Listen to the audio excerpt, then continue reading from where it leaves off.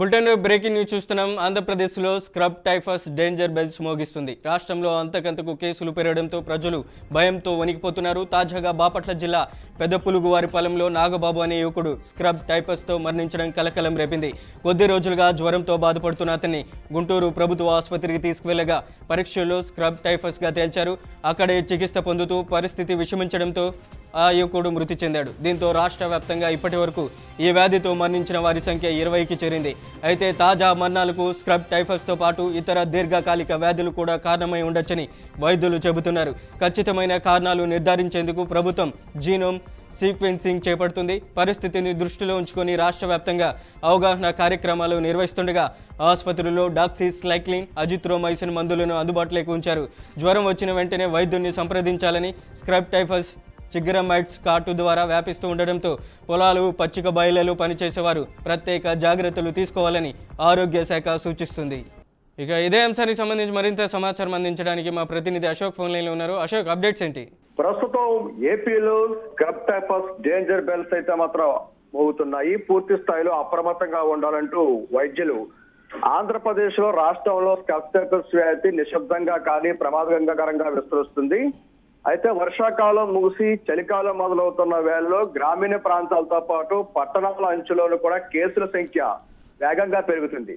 అయితే పూర్తి స్థాయిలో చూసుకున్నట్లయితే ఈ యొక్క స్క్రబ్ టైఫస్ అంటే ఏదైతే ఉందో రికిటషియా సతసుగాముషి అనే ఈ పూర్తి స్థాయిలో మన యొక్క శాస్త్రీయనామంగా పిలువబడుతున్న ఈ యొక్క వ్యాధి రోజు రోజుకి అయితే మాత్రం పూర్తి స్థాయిలో పెరుగుతుందని చెప్పవచ్చు. ఇందులో విధంగానే పూర్తిగా కూడా ఏదైతే ఈ యొక్క బ్యాక్టీరియాలు వచ్చే తీవ్రమైన అంటువ్యాధిగా ఈ బ్యాక్టీరియాను ట్రోంబిక్యులిమిటమిటీ అనే కిరణ కీటకాలు మనుషులకు వ్యాపింపజేస్తాయంటూ ఈ పురుగులు సాధారణంగా పొలాలు, గడ్డి పొలాలు, అడవి ప్రాంతాల్లో కూడా ఉంటాయి. మన శరీరాన్ని కాటేసిన చోట చర్మంపై నల్లల మచ్చలు, దద్దుర్లు కనిపించడం వంటి ఈ వ్యాధి ముఖ్య లక్ష్యంగా కూడా అధికారులు అయితే మాత్రం నిర్ధారించడం జరిగింది. ఇది కూడా ప్రజల నుంచి కూడా ఒక లాలాజలం ద్వారా కూడా ఈ యొక్క మనిషి నుంచి మనిషికి వ్యాపించే ఒక వ్యాధిగా కూడా చెప్పవచ్చు. అయితే ప్రస్తుతం చూసుకున్నట్లయితే మనోజ్, గుంటూరు ప్రభుత్వ ఆసుపత్రిలో పెరుగుతున్న కేసులు అయితే మాత్రం ప్రత్యేకంగా గుంటూరు ప్రభుత్వ జనరల్ ఆసుపత్రిలో స్క్రబ్ టైఫస్ బాధితుల సంఖ్య రోజు రోజుకి పెరగడం. అయితే అధిక జ్వరం, తీవ్రమైన తలనొప్పి, ఒళ్ళు నొప్పులు, వాంతులు, విరోచనాలు, శ్వాస తీసుకోవడంలో ఇబ్బంది లక్షణాలతో రోగులు ఆసుపత్రికి అయితే మాత్రం ఉన్నారు. ఇప్పటి వరకు కూడా బాపట్ల జిల్లా ఘటన రాష్ట్రాన్ని కూడా పూర్తిగా కుదిపేసింది. ప్రస్తుతం బాపట్ల జిల్లా పెదములుగువారిపాలెంలో స్క్రబ్ టైఫస్ బారిన పడి ఒక యువకుడు మృతి చెందడం తీవ్ర విషాదాన్ని అయితే మిగిలించింది. మనం సకాలంలో గుర్తించకపోవడమే మరణానికి కారణమని కూడా వైద్యులైతే మాత్రం పూర్తిగా స్పష్టం చేస్తున్నారు.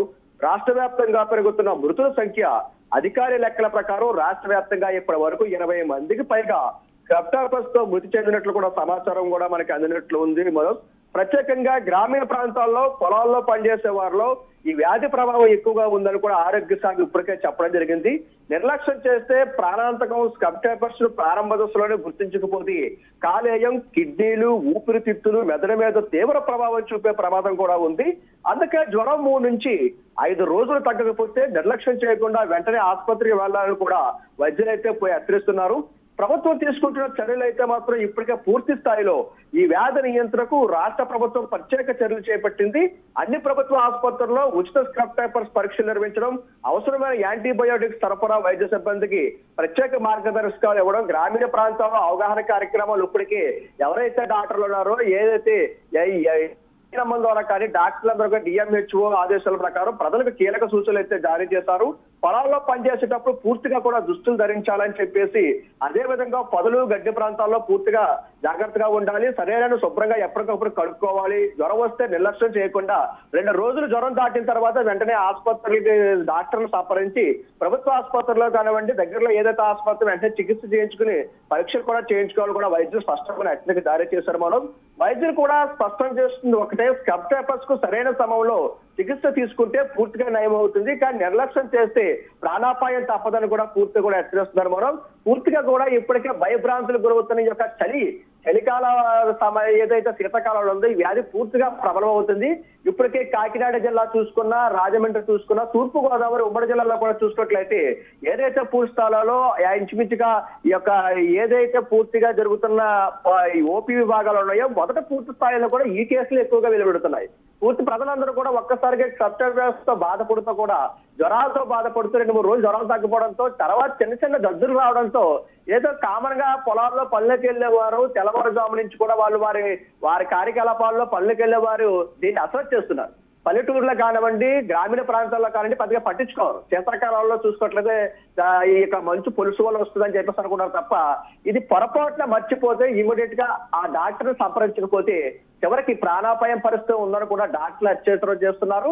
ఇప్పటికే కాకినాడ జిల్లాలో చూసుకున్నట్టే ప్రస్తుతం గవర్నమెంట్ ప్రభుత్వ ఆసుపత్రిలో పూర్తి స్థాయిలో కూడా చాలా మంది ఈ యొక్క సెప్టెంబర్ వ్యాధి తో బాధపడుతూ డాక్టర్ల వద్దకు చేరుకుంటున్నారు.